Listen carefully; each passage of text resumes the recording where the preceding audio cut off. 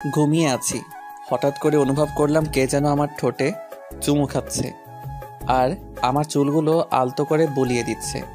আমি অনুভবকে স্বপ্ন মনে করে আমি ওকে আমার ঠোঁটের সাথে চেপে ধরি আর ঠোঁটে একটা কামড় বসিয়ে দেই। কামড় বসানোর পর উহ শব্দ পেলাম। পেয়ে চোখ খুলতে দেখি আমার মামাতো বোনের ঠোঁট দিয়ে রক্ত বের হচ্ছে আর ও আমার দিকে লজ্জা লজ্জা চোখে তাকিয়ে আছে। আমি তখন বুঝতে পারলাম আমার অনুভবগুলো স্বপ্ন ছিল না, সবগুলোই সত্যি ছিল। আমি ধমকের সুরে বললাম, তুমি এখানে কি করো আর ঠোঁট দিয়ে রক্ত বের হচ্ছে কেন? তুমি তো কামড় দিলে, আবার তুমি বলতেছো রক্ত বের হচ্ছে কেন? তার মানে তুমি এতক্ষণ এইরকম করলা? ছি ছি ছি, তোমাকে আমি বোনের চোখে দেখি আর তুমি কি না এসব? তুমি জানো তুমি আর আমি অনেক বছরের ছোট বড়, তোমার বয়সের পার্থক্য অনেক। আর তুমি তো পিচ্চি একটা মেয়ে, তোমার সাথে তো আমার যায় না, তুমি এখনো ছোট মানুষ। আমি অত কিছু বুঝি না, আমি তোমাকে ভালোবাসি আর তোমাকেই বিয়ে করব। এই কথা বলার সাথে একটা থাপ্পড় মারলাম আর বললাম, ছোট মানুষ, এত বড় বড় কথা বলো কেন? কেবল পড়ো দশম শ্রেণীতে আর এখনই প্রেমে পড়েছো?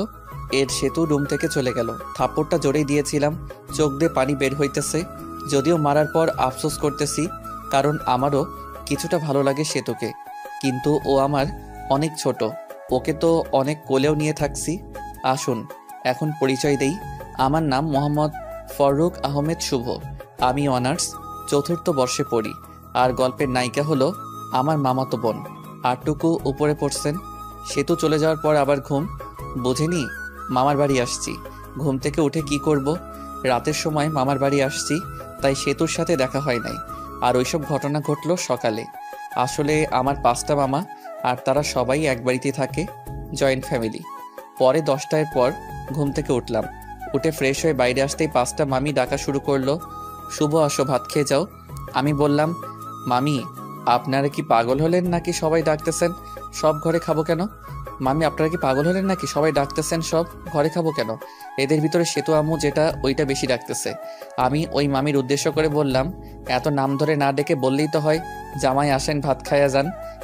আরে আমি তো জামাই করে বলতেই চাই, কিন্তু আমার মেয়ে তো তোমাকে রিজেক্ট করে দেবে, তখন আবার তুমি কষ্ট পাবা, তাই ডাকি না। এই কথা বলার সাথে সাথেই সব মামি হাসাহাসি শুরু করলো। পরে নানি ডাক দিল, গেলাম, গিয়ে দেখি নানি ঘরে ভাত নিয়ে রাখছে। নানি খাইতে দিল, আমি খাইতে বসলাম। খেয়ে উঠে শুয়ে থেকে ফোন চাপতেছি আর সকালের কথা ভাবতেছি। তখন মামি ডাক দিল, আমি গেলাম। মামির কাছে যেতেই মামি বলল, কে রে, সকালে কি হয়েছিল? সেতু চোখে জল নিয়ে বের হলো আর রাগ করে না খেয়ে স্কুলে চলে গেল। কিছু না মামি, ঘুমাইছি অনেক দেরি করে। আর ও যায়া ডাক দিছে, ওর ডাক শুনে আমি জোরে ধমক দিছি, তাই হয়তো। আমি পাঠিয়েছিলাম ডাকতে ভাত খেতে আসার জন্য। আচ্ছা যা হয়েছে, তোকে তোর মামা একটু পাশের স্কুলে ডাক দিতে বসছে, যা। আমি ভাবতে লাগলাম, মামা কেন স্কুলে গিয়ে ডাকতে বলল কেন? আমার মামা আসলে হাই স্কুলে মাস্টার।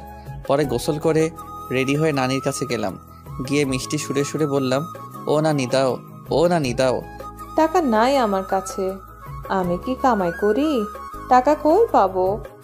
আরে ভাই ভাবছেন আমি ফকির না, কিন্তু ফ্রিতে টাকা নিয়ে খরচ করলে দরদ থাকে না। পরে অনেক কষ্ট করে টাকা নিলাম, নিয়ে গেলাম মামার স্কুলের দিকে। বেশি দূরে না, কাছেই মামার স্কুল। পরে স্কুলের মাঠে গিয়ে মামাকে গিয়ে ফোন দিলাম। ফোন দিয়ে বললাম, মামা আসতে বলেছিলেন। অফিস রুমে আছি, তুমি আসো। পরে গেলাম, গিয়ে সালাম দিলাম। রুমের ভেতর গেলাম, মামা বলেন, একটা কাজ করে দিবা আমার হয়ে? এইরকমভাবে বলছেন কেন? কাজ দেন, একটা 10টা করে দিব। তুমি তো জানো আমার মেয়ের রাগ কিরকম। সেতুকে বলেছিলাম ওকে আজকে শপিং করিয়ে দিব, কিন্তু স্কুলের একটা কাজের জন্য নিয়ে যেতে পারবো না। তুমি একটু শপিং করিয়ে নিয়ে আসো। ঠিক আছে মামা। মনে মনে আমার টাকার 12টা বাজবে আজকে। এই নাও টাকা। লাগবে না মামা, আছে আমার কাছে। যেভাবে নিচ্ছি ওইভাবে নাও, কথা বলো কেন? বাইরে মনে সেতু আছে, ডেকে শপিং এর কথা বলো, চলে যাবে। পরে টাকা দেখি 5,000। পরে সেতুকে দেখলাম বান্ধবীদের সাথে গল্প করছে। আমি এই স্কুলে পড়াশোনা করছি তাই সবাই চিনে, কেউ কিছুই বলে না। সরাসরি সেতুর কাছে গিয়ে ডাক দিলাম। প্রথম ডাক দেওয়ার পর শুনলো না। পরে বললাম, মামা টাকা দিয়েছে তোমাকে শপিংয়ে নিয়ে যাওয়ার জন্য, না গেলে থাক, টাকা মেরে দিব আর কম দামি ড্রেস এনে বলবো এটা কিনেছে। আমি এসব বলছি আর সেতুর বান্ধবীগুলো আমার দিকে হা করে তাকিয়ে আছে। ওর বান্ধবীদের দিকে লক্ষ্য করে দেখলো যে সবাই হা করে তাকিয়ে আছে আমার দিকে।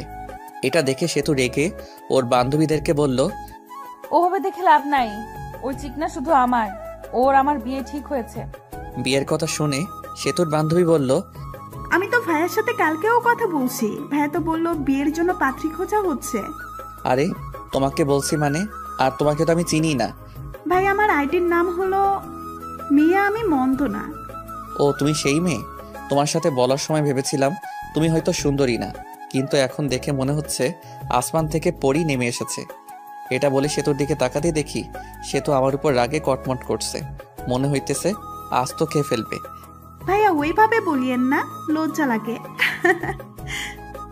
এটা বলার সাথে সাথেই সেতুর যত রাগ আমার উপর উঠেছিল, সব রাগ ওই মেয়েটার উপর যারার জন্য। ইতি দাঁড়া, তোর রাগ ছুটাইতেছি। এটা বলে গিয়ে ইতি স্কুল ব্যাগ দিয়ে বাড়ি শুরু করলো আর বলল, শালা তুই আর আমার হবু স্বামীকে মেসেজ দিবি না, যদি দেস তাহলে তোর 24টা বাজাবো। তুই আর আজে বাজে মেয়ের সাথে মেসেজ রিপ্লাই দিবি না, আর ব্লক করে দিবি। আমি নিশ্চুপ হয়ে শুনলাম। আর কিছু বললে আমাকেই ব্যাগ দিয়ে বাড়ি শুরু করতো। স্কুল থেকে সরাসরি শপিং মলের দিকে রওনা দিলাম। স্কুল থেকে বের হয়ে অটো ডাকলাম। অটোতে যাবা না, রিক্সা করে যাবা। তুমি রিক্সা ডাকো। রিক্সায় গেলে শরীরের সাথে সাথে শরীর লাগবে, আর মানুষ দেখলে প্রবলেম হতে পারে। আমরা প্রেম করি, তাই এক রিক্সাতে যেতেই পারি। লোকে কি বলে বলুক, তাতে আমার যায় আসে না। পাগল হয়েছ নাকি? আমরা প্রেম করলাম কবে? আচ্ছা বাদ দাও ওসব, রিক্সা ডাকো, শপিং করতে যাব। পরে বাধ্য হয়ে রিক্সা নিয়ে শপিংয়ের উদ্দেশ্যে বের হলাম। রিক্সায় অনেক বিরক্ত ফিল হচ্ছে, কারণ সেতু আমার শপিং মলে যাওয়ার আগ পর্যন্ত রিক্সার ভিতর আমার হাত ধরেছিল। মনে হইতেছে স্বামী স্ত্রী যাচ্ছি। পরে শপিং মলে ঢুকে এটা কেনে ওটা কিনে, কিনার কোনো শেষ নাই। মামা টাকা দিছিল 5,000, আর কিনতে মোট খরচ হলো 7,000। 2,000 টাকা পকেট থেকে গেল। টাকার জন্য মনটা খারাপ হয়ে গেল। ভাই রে ভাই, মেয়েদের নিয়ে কখনো শপিং করতে যাইস না, জীবন তেনা তেনা বানাই ফেলাই দেয়। শপিং করা শেষ হলে বাড়ির উদ্দেশ্যে রওনা দিলাম। শপিং করতে করতে 3টা বেজে গিয়েছিল। টাইমের দিকে খেয়াল ছিল না, ক্ষুধাও লাগছে, তাই ভাবলাম রেস্টুরেন্টে যায়া কিছু খেয়ে নেই। সেতুকে বললাম, সেতু রাজি হয়ে গিয়েছে। দুজন খেতে গেলাম। রেস্টুরেন্টে ঢোকার সাথেই কে যেন মেইলি কণ্ঠে শুভ কইয়া ডাক দিল। আমি এদিক ওদিক তাকাতেই দেখি কেউ নাই। তখনই আমার সামনে ডাক আসতেছে, কিন্তু চিনতে পারছি না, মুখটাও ভালো করে দেখা যাচ্ছে না। একটু এগিয়ে গিয়ে দেখি আমির প্রাইমারি এবং হাই স্কুলে বান্ধবী জুলেখা। আমি জুলেখাকে দেখে অনেক খুশি হয়ে গেলাম। পরে ভালো মন্দ জিজ্ঞেস করলাম, কৌশল বিনিময় করলাম। পরে আমি জুলেখার পাশেই বসলাম আর সেতুকে জুলেখার বান্ধবীর পাশে বসতে বললাম, কিন্তু সেতু দাঁড়িয়ে আছে, তাও আবার রাগী দৃষ্টিতে। কি হলো বস? কে রে মেয়েটা? আমার মামা তো। আর বলতে পারলাম না। আমি ওর হবু বউ, আর এখন ওর প্রেমিকা। আর আপু, আপনি আপনার বান্ধবীর পাশে বসুন, আমি আর উনি একসাথে বসবো। আপনার সাথে বসলে আমার ভালো লাগবে না। উঠুন, উঠে এই পাশে আসুন। অনেক মানুষ, কিছুই বলতে পারছি না, তাই সেতুর কথা মতোই চলতে লাগলাম। আমি আর সেতু বসলাম এবং জুলেখা আর ওর বান্ধবী বসলো। খাবারের অর্ডার দিল। খাবার আসতেই সেতু উঠে হাত মুখ ধুইতে গেল। কে রে, কবে থেকে শুরু করলি? আরে ওসব কিছুই না, আমার মামাতো বোন আমাকে অনেক ভালোবাসে, তাই এই রকম করে। সামথিং সামথিং মামা। এর মধ্যে সেতু চলে এসেছে, তাই চুপ হয়ে গেলাম। টেবিলে খাবার দিয়ে গেছে, খাবার খাওয়া শুরু করলাম। খাবার খেতে খেতে জুলেখা সেতুকে জ্বালানোর জন্য বলতে লাগলো, শুভ, তুই তো অনেক শুকিয়ে গেছিস, আয় তোকে খাওয়াই দিই। স্কুলে থাকতে তো অনেক খাওয়াই দিয়েছি, হাই স্কুল পাশ করে চলে গেলি, আর খাওয়াই দিতে পারি নাই। কি বলিস এসব? তুই কবে খাওয়াই দিলি? মিথ্যা বলিস কেন? একটা চোখ মেরে জুলেখা বলল, আর গার্লফ্রেন্ডের সামনে অত বোকার শাস্তি হবে না। সেতু আমার দিকে অগ্নি দৃষ্টিতে তাকিয়ে আছে, মানুষের জন্য কিছু বলতে পারছে না। এই উঠ, আর খেতে হবে না, অনেক খেয়েছিস, চল বাড়ি চলে যাব। খাওয়া তো হয় নাই, এখনই যাব মানে? যাবে কিনা বলো, না গেলে ফুফু আম্মুকে বলে দিব তুমি শুধু মেয়েদের সাথে মিস আর মেয়েদের সাথেই করো। আমি বুঝতে পারছি, চলো খেতে হবে না। ওঠার আগে সেতু জুলেখাকে বলল, টাকাটা দিয়ে দিয়েন। জুলেখা শুধু তাকিয়ে তাকিয়ে দেখছে। পরে রেস্টুরেন্ট থেকে চলে এসে রিক্সা নিয়ে বাড়ির দিকে রওনা দিলাম। রিক্সায় ওঠার সাথে সাথেই সেতু বলল, তুমি তো লুচু কেন? আমি লুচ্চা মানে? কি লুচ্চামি করছি তোমার সাথে? হ্যাঁ, সকালে এত জোরে কিস করছো যে আমার ঠোঁটটাই কেটে গেছে। আবির ওই মেয়ে নাকি তোমাকে ভাত খাওয়াই দিছে? সি সি, আমরা তো পড়ি, কাউকে তো কিছুই খাওয়াই দেই না। তুমি ছোট থাকতেই খাওয়াই দিছে, এখন অনেক বড় হয়েছো, এখন মনে হয় অনেক কিছু খাও মেয়েদের কাছ থেকে। আর আমি তো আগেই মেয়েদের সাথে কথা বলি নাই, আর এখন মেয়েটা কি খাওয়াবে? হ্যাঁ, মিথ্যা বলো কেন? জুলেখা তো আমার সামনেই বললো। মিথ্যা বলছে জুলেখা? আরও সে তো অনেক কথাই বলল। বলতে বলতে বাড়িতে এসে গেছি, পরে ভাড়া দিয়ে দিলাম। বাড়িতে এসে ফ্রেশ হয়ে একটু বসে আছি আর ভাবছি আমার টাকা গেল 2050 টাকা। সে তো কি মামাকে বলে টাকাটা দিয়ে যাবে? 50 টাকা না দিলেও চলবে, কিন্তু আর বাকি টাকা দিলে ভালো হতো। আরে ভাই, ভাবছেন এত টাকার চিন্তা করছি কেন? আসলে আমি মধ্যবিত্ত ফ্যামিলি থেকে বড় হইতেছি, কিন্তু আমার নানা অনেক ধনী ব্যক্তি, সেই সুবাদে মামাদেরও অনেক টাকা। যারা মধ্যবিত্ত ফ্যামিলি থেকে বড় হইতেছেন তারা জানেন মধ্যবিত্তদের টাকাটা কি। মধ্যবিত্ত ছেলেদের 1 টাকা খরচ করলেও হিসাব করে করতে হয়। এসব ভাবতেছি, তখনই এসে বলল, কে রে, তোর মন খারাপ নাকি? না নানি, এমনি বসে আছি। এই বলে নানি চলে গেল। তখনই সেতু আসলো আর বলল, আম্মু তোমাকে ডাকে। আমি গেলাম, যে মামিকে ডাকলাম, ও মামি। মামি রুমের ভেতর আয়। রুমের ভিতরে যেতেই মামি দেখি টেবিলের উপর নাস্তা রান্না করে রেখেছে, কাউনের চাউল দিয়ে। মামি ডাকলেন বলে সেতু বলল, তোমার জন্য কাউনের চাল দিয়ে নাস্তা রান্না করেছে, বসে বসে খা। আমিও খেতে বসলাম। কাউনের চাউলের নাস্তা খেতে অনেক টেস্ট। আপনারা কেউ খাইছেন কাউনের নাস্তা? খাইতে খাইতে বললাম, সেতু খাইছে। না, খাই নাই, কই মনে হয় গেল ঘুরতে, এসে খাবে বললো। খেয়ে উঠে আমিও মামাতো ভাইয়ের সাথে ঘুরতে গেলাম। যে নানির বাড়ি গেলেই ওই মামাতো ভাইয়ের সাথে ঘুরি।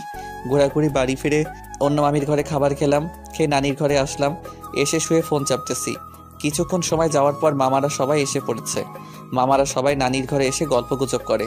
নানির বয়স হয়ে গেছে আর নানু ভাইও মারা গেছে, তাই আর কি। মামিরাও আসে, সবাই অনেকক্ষণ গল্প করে। ওই দিনও গল্প করতেছি, তখনই সেতু এসে বলল, ভাইয়া তোমার ফোনটা দাও তো। মামা মামি সবাই বসে আছে, তাই ফোন দিয়ে দিলাম। কিছু না বলে আমরা গল্প করতেছি। সেতু তো মোবাইল পেয়ে প্রথমে ঢুকলো, মেসেজে ঢুকে দেখে অনেক মেয়ে মেসেজ দিছে। মেসেজ দেওয়ার অবশ্য কারণ আছে, ওটা বলবো না। এর মধ্যে দেখতে পেল সেতুর এই আইডি থেকে মেসেজ আসছে, ভাইয়া খাবার খাইছেন? আমি তো আপনার প্রেমে পড়ে গেছি। সেতু সিন করলো, কিন্তু কোনো রিপ্লাই দিল না। মেসেজ সিন করা দেখে আবার মেসেজ দিল, কি হলো ভাই? চুপ থাকা মানে কি আমি বুঝে নিব আপনিও আমাকে ভালোবাসেন? সেতু রিপ্লাই দিল আমি হয়ে। সেতুর বান্ধবীর নাম সীমা। কিন্তু আমি তো আমার মামাতো বোনকে ভালোবাসি।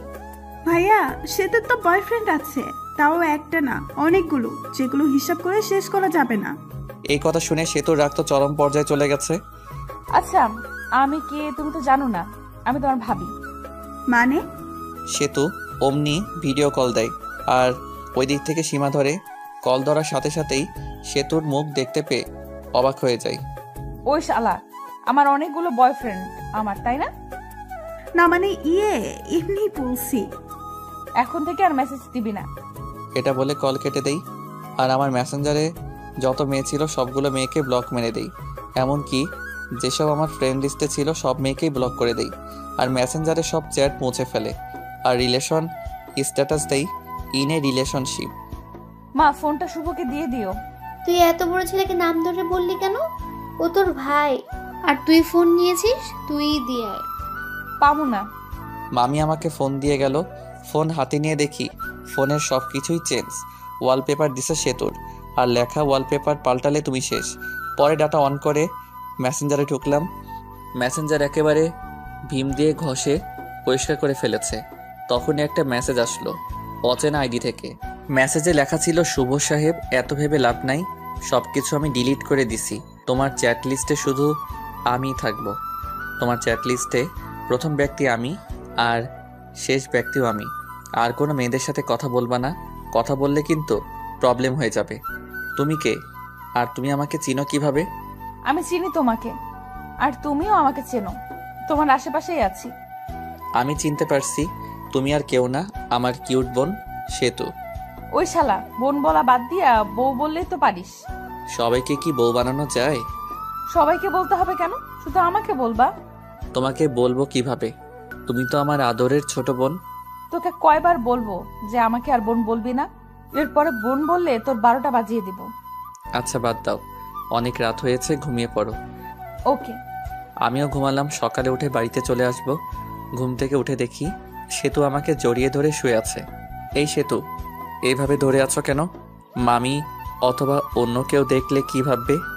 কেবল তো এসে একটু জড়িয়ে ধরলাম, আর এইরকম করছো কেন? সেতু ছাড়তে চাইনি, আমি জোর করে ছাড়িয়ে নিলাম। তুমি এখানে কি করো? হ্যাঁ, আম্মু ডাকতে পাঠাইলো, তাই আসছি। তুমি যাও, আমি আসতেছি। সেতু মুখটা বেঁকিয়ে চলে গেল। আর ফ্রেশ হতে চলে গেলাম। ফ্রেশ হয়ে মামির কাছে গেলাম। দেখি মামি অনেক কিছু রান্না করছে। মামি এত কিছু রান্না করছেন, কেউ আসবে নাকি? ফাজলামো করা বন্ধ কর। তুই আসোস, আসার পর যখন চলে যাবি তখন তোর জন্য প্রতিবারই রান্না করি। আমি মিষ্টি একটা হাসি দিয়ে খাবার টেবিলে বসলাম। পাশে সেতু ছিল, তাই সেতুর দিকে তাকিয়ে দেখি মুখটা মলিন হয়ে গেছে। মুখ মলিন হয়েছে হয়তো আমার যাওয়ার কথা শুনে। আমি থাকলে হয়তো কিছুদিন মজা করতে পারতো আমার সাথে। রংপুর চলে যাবা কবে? বিয়ে না করে যাব না মামি, আব্বু পাত্রী দেখতেছে। ওমা, তাই নাকি? চোখের সামনে পাত্রী থাকতে আবার পাত্রী খোঁজা লাগে? কিরে সেতু, মনে মনে কি বলিস? আসলেই বিয়ে করবা? আপনিও না মামি, বিয়ে করলে আপনারা জানবেন তো। খাবার খেয়ে রুমে এসে কাপড়গুলো ব্যাগে তুলতেছি, তখনই সেতু আসলো আর বলল, তোমার সাথে কিছু কথা আছে। আমি শুনতেছি, বলো। আমার হাত ধরে নিয়ে গিয়ে খাটের উপর বসালো। আর সেতুর আমার সামনে দাঁড়িয়ে আছে। কিছু সেকেন্ড দাঁড়িয়ে থাকার পর সরাসরি আমার ঠোঁট দুটো লেপটে নিল ওর ঠোঁটের সাথে। কিছুক্ষণ পর ছেড়ে দিল আর বলল, আমি তোমাকে অনেক ভালোবাসি, তোমাকে ছাড়া আমি বাঁচবো না। আই লাভ ইউ শুভ। আমি স্তব্ধ হয়ে আছি, কি উত্তর দিব ভাবতে পারছি না। আমিও সেতুকে ভালোবাসি, কিন্তু আমাদের বাস্তবতা অনেক কঠিন। আমার মামারা আমাকে অনেক বিশ্বাস করে। উত্তর দাও, কি হলো? সেতু, তুমি পাগলামি করছো কেন? তোমার আমাদের সাথে যায় না, আর আমাদের সম্পর্ক কেউ মেনে নেবে না। মাঝখান থেকে আমাদের যে মধুর একটা সম্পর্ক আছে, এটা নষ্ট হয়ে যাবে। আর আমার মামা মামিদের ভালোবাসা থেকে বঞ্চিত হতে চাই না। আর তোমাকে ভালোবেসে তোমাকে নিয়ে হয়তো পালিয়ে গেলাম। পালিয়ে গেলে মামা মামিদের কাছে থেকে আগের মতো ভালোবাসা পাবো না। আর তোমরা উচ্চ ফ্যামিলির মেয়ে, আর আমরা নিম্ন মধ্যবিত্ত ফ্যামিলির ছেলে। তোমার আব্বুকে বললে সে কোনো কারণেই রাজি হবে না। এর ভিতর একটা কারণ হলো আমরা নিম্ন মধ্যবিত্ত। আর আমার আরেকটা সমস্যা আছে, যেটার কারণে আমি কোনোদিন হয়তো বিয়ে করতেও পারবো না। ওই সমস্যার কারণ শুনলে তোমার আব্বু আম্মু কেউ রাজি হবে না। আশা করি তুমি বুঝতে পারছো। তুমি এখন অনেক ছোট, আগে বড় হও, তখন সব কিছু বুঝতে পারবা। তুমি যে আমাকে ভালোবাসি বলতেছো, এটা তোমার আবেগ, যেটা বেশি দিন থাকবে না। কিছুদিন পর এই ভালোবাসা শেষ হয়ে যাবে, তখন আর আমাকে ভালো লাগবে না। তুমি তখন কলেজে যাবা, তখন তোমার অনেক বন্ধু বান্ধবী হবে, আর তোমার বন্ধুরা সবাই গার্লফ্রেন্ড বয়ফ্রেন্ড নিয়ে ঘুরতে যাবে। তুমি তো ঘুরতে পারবে না। তখন মনে হবে কার সাথে প্রেম করি, যার সাথে একদিনও ঘুরতে পারি না। কলেজে যাবা, আমার থেকে অনেক সুন্দর সুন্দর ছেলে দেখতে পাবা, আর তোমাকে প্রপোজ করবে, কারণ তুমি অনেক সুন্দর। আর ওই প্রপোজ পেয়ে মনে মনে বলবা, কত সুন্দর সুন্দর ছেলে প্রপোজ করে, আর আমি কিনা পড়ে আছি শ্যামলা একটা ছেলের কাছে। তখন আর আমাকে ভালো লাগবে না, আমাকে তোমার বোরিং মনে হবে। এই শোনো, আমি আর এখন ছোট নাই। আমি সামনে এসএসসি পরীক্ষা দিব, আর যারা 10ম শ্রেণীতে পড়ে তারা ছোট হয় না। আমি বড় হয়েছি, আর আমি সবকিছুই বুঝি। আর তোমাকে আমি সত্যিই ভালোবাসি। এই ভালোবাসা কোনো আবেগ না। আমি তোমাকে 9ম শ্রেণী থেকে ভালোবাসি। I really love you. এটা কখনো সম্ভব না। কেন সম্ভব না বলো? আমার অনেক বড় একটা প্রবলেম আছে। কি সমস্যা আমাকে বলো, আমি সব রকম সমস্যায় মেনে নিব। তোমার মতো কত মেয়ে বলল, শুভ তোমার সমস্যা থাকলেও আমি তোমাকে ভালোবাসবো, আর শোনার পর সবাই চলে গেল। আমি যাব না, বলো। আর একটু বড় হও, তখন বলবো। ভালো থেকো। আবার মনে হয় কবে আসি না আসি, দেখা হয় না হয়। এই বলে ঘর থেকে বের হয়ে আসি আর চলে যাই নানির কাছে। সব মামা মামির সাথে দেখা করে বিদায় নিয়ে আসলাম। সেতুকে একবার ভালো করে দেখলাম, দেখি সেতুর চোখে জল এসে পড়েছে। পরে আমি বাড়িতে এসে সেতুর সাথে ঘটনাগুলো সব বলি, শুধু কিসের কথা বাদ দিয়ে। আসলে আমি আর আম্মু ফ্রেন্ডের মতো। আমি ছোট থেকে আম্মুর সাথে শেয়ার করি। পরে কিছুদিন পর রংপুর ভার্সিটিতে চলে যাই। এর মাঝে সেতুর সাথে অনেক কথা, ভালো মন্দ এগুলোই জিজ্ঞেস করা হয়েছে। একদিন ভার্সিটিতে গিয়ে একটা মেয়ে বন্ধুর সাথে সেলফি তুলি আর ফেসবুকে পোস্ট করি। সেই পোস্ট সেতু দেখে ইনবক্স মাথায় তুলে ফেলে। ওই মেয়েটি কে? আমার বান্ধবী। বান্ধবী তাই কি হয়েছে? হ্যাঁ, ওইরকম ভাবে কাছাকাছি বসে সেলফি তোলা লাগবে নাকি? আমি তোমাকে কোনো মেয়ের সাথে সহ্য করতে পারি না। এরপর যদি আবার মেয়েদের সাথে সেলফি তুলো তাহলে আমি কিছু করে ফেলবো আর দোষ দিব তোমার। আচ্ছা ঠিক আছে, বলবো না। আমার অনার্সে পরীক্ষা দেই আর সেতু এসএসসি পরীক্ষা দেয়। সেতুর সাথে আমার অনেক কথা হয় 1 বছর। বলতে পারেন জিএফ বিএফ যেরকম করে কথা বলে আমরাও সেরকমভাবেই কথা বলি। 1 বছর সেতু আমার কাছে অনেকবার শুনতে চাইছে আমার প্রবলেম, কিন্তু আমি বলি নাই। এখন আমি চাকরি খুঁজছি আর সেতু ইন্টারে পড়ে। সেদিন শুধু জিজ্ঞেস করে, তোমার সমস্যাটা বলো। আমারও ধৈর্যের বাঁধ ভেঙে যায় আর আমি বলি আমি কোনোদিন বাবা হতে পারবো না। একটা অ্যাক্সিডেন্টে সমস্যা হয় আর ডাক্তার বলে আমি আর বাবা হতে পারবো না। সে তো শুধু মেসেজ সিন করলো আর হার্ট একটা ইমোজি দিল, পরে অফলাইনে চলে গেল। আমি অবশ্য জানি কেন চলে গেল। আমার যে সমস্যা এটা জেনে কোনো মেয়ে বিয়ে করবে না, আর বিয়ে করবেই বা কেন? আমি কোনোদিন তাকে মা ডাক শোনাতে পারবো না। এই যে সমস্যার কথা বললাম এখানেও কিছু কারণ আছে। গল্পে থাকুন, জানতে পারবেন। গল্পের ভিতর টুইস্ট আনতে চাইতেছি। সেদিন সমস্যা বলার পর সেতু 3 দিন অনলাইনে আসে নাই। আমি ওকে মিস করতেছি অনেক। সেতু আমাকে অনেক কেয়ার করত, অনেক শাসন করত। তার দেওয়া মেসেজগুলো মিস করতেছি। 3 দিন পর অফলাইন আসলো। সেতুর নামের পাশে সবুজ বাতিটা জ্বলে উঠল। আমি একটা মেসেজ দিলাম, কেমন আছো? ভালো। বাড়ির সবাই কেমন আছে? ভালো। ভালো থেকো। পরে আর মেসেজ দিলাম না। একটু মনে মনে হাসলাম। হায় রে আবেগ, আগে কত কথা বলতো, এখন আর কথাই বলে না। মেসেজ তো দেয়ই না, আবার বলছে তোমাকে অনেক ভালোবাসি। সেতুর ভালোবাসা ছিল আবেগ, আর এই ভালোবাসার সমস্যার কথা শুনে জানালা দিয়ে পালালো। আর বলতো সমস্যা আছে তাই কি, অমনি ভালোবাসবো। আপনারা ভাবছেন হয়তো আমি কষ্ট পাচ্ছি না। আসলেই আমার কষ্ট হচ্ছে না। আজকে নতুনভাবে কেউ কথা বলা বাদ দেয়নি। অনেকে এরকমভাবে বলতো ভালোবাসি, কিন্তু সমস্যার কথা বলতেই কথা বলা বন্ধ করে দিছে। যদিও অন্য মেয়েদের থেকে সেতুর ব্যাপারটা একটু আলাদা, কারণ সেতুকে আমি ভালোবাসি। আর ভালোবাসাও না ভালো লাগা, এই আর কি। সেতুকে মিস করি, তার মেসেজগুলো মিস করি, এটাই, তাছাড়া আর কিছুই না। এখন আস্তে আস্তে সেতুকে ভুলে যাব, তার দেওয়া মেসেজগুলো আর মিস করব না। আমার একটা চাকরি হয়ে গেছে, এখন আর আমি বেকার নাই। কিছুদিন পর শুনতে পেলাম সেতুর বিয়ে ঠিক হয়েছে একটা এমবিবিএস ডাক্তারের সাথে। শুনে ভালোই লাগলো। বিয়ের দিন তারিখ ঠিক হয়েছে। বিয়ের 7 দিন আগে থেকেই সব মামা মামি নানি সবাই ফোন দিয়ে বলতেছে তাড়াতাড়ি আসতে। আর বলবেই না কেন, 5 মামার একমাত্র ভাগিনা, অনেক আদরের। আর আমি ছোটবেলায় মামার বাড়ি বেশি থাকছি, কিন্তু এটা ওটা বলে বলি বিয়েতে যাইতে পারবো না। আসলে বিয়েতে যাইয়া সেতুর সামনে যাইতে শরম করবে, আর শরমের কারণটা আপনারা ফিল করতে পারবেন। সেতুর বিয়েতে আসতে আব্বু আম্মু আসতে বলেছে, কিন্তু না করে দিছি। আম্মু আসার জন্য জোর করে নাই, জোর করলে আসতেই হতো, কারণ আম্মু উপরে কথাগুলো সব জানে। আমার জীবনে সব ঘটনা আম্মুর সাথে শেয়ার করি। বিয়ের 4 দিন আগে সেতু মেসেজ দিছে, ভাইয়া বিয়ে আসবে না কেন? আসলে 1 বছর কথা বলার পর তোমাকে ভালোবেসে ফেলেছিলাম, আর তুমি মাঝপথে ছাইড়া দিলে। সব কিছুই সম্ভব, কিন্তু নিজের চোখের সামনে ভালোবাসা দেখা সম্ভব না। আপনাকে দিয়ে যদি আমি মা হতে না পারি তাহলে বিয়ে করে লাভ কি? আপনাকে তো কেউ বিয়ে করবে না।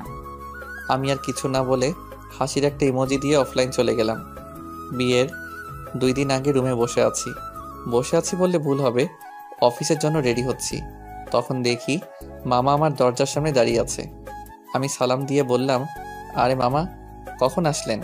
এই জায়গায় বসেন। আমি বসতে আসিনি, তোমাকে নিতে এসেছি, চলো। মামা, নতুন নতুন অফিসে জয়েন করছি, আর ছুটি দিবে না, আর এমনি গেলে চাকরি থাকবে। তোমাকে কি কেউ কিছু বলেছে?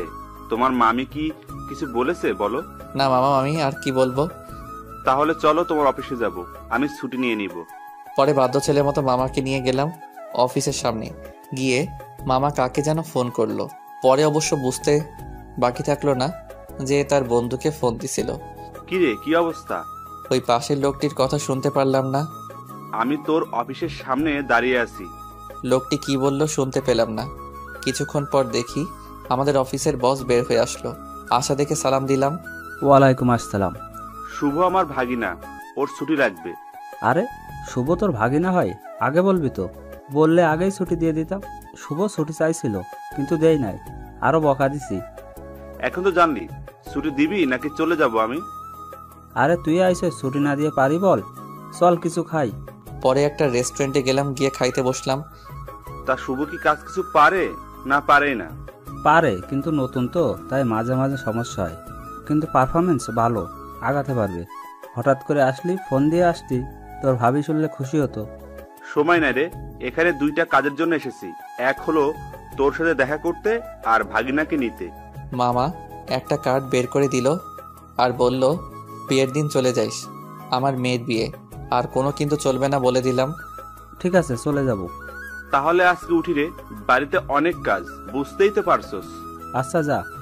পরে আমরা চলে আসলাম, এসে সরাসরি নানির বাড়ি। নানির বাড়ি অনেক মানুষ, সবাই আমাকে দেখে কাছে আসলো, সবাই কথা বলল। কিছুক্ষণ পর আমার ছোট কিউট বোনটা আসলো আর বলল, আমার জন্য কি নিয়ে এসছো? কিছুই না। তোমার সাথে কথা নেই, যাও। ঠিক আছে না। নীলা আমাকে চকলেট দেয়গা। পরে ছোট বোন চকলেটটা নিয়ে দৌড় দিল। আমি আম্মুর সাথে কথা বললাম, বলে ফ্রেশ হয়ে কিছু খেয়ে নিলাম। সেতুর সাথে এখনো দেখা হয়নি, অনেক খুশিতে আছে মনে হয়। বিয়ের সব আয়োজন কমপ্লিট করা হলো। বিয়ের দিন যেটা ভাবি নাই ওই কাজটাই হয়েছে। আরে ভাই, যেটা ভাবতেছেন ওইটা হয় নাই।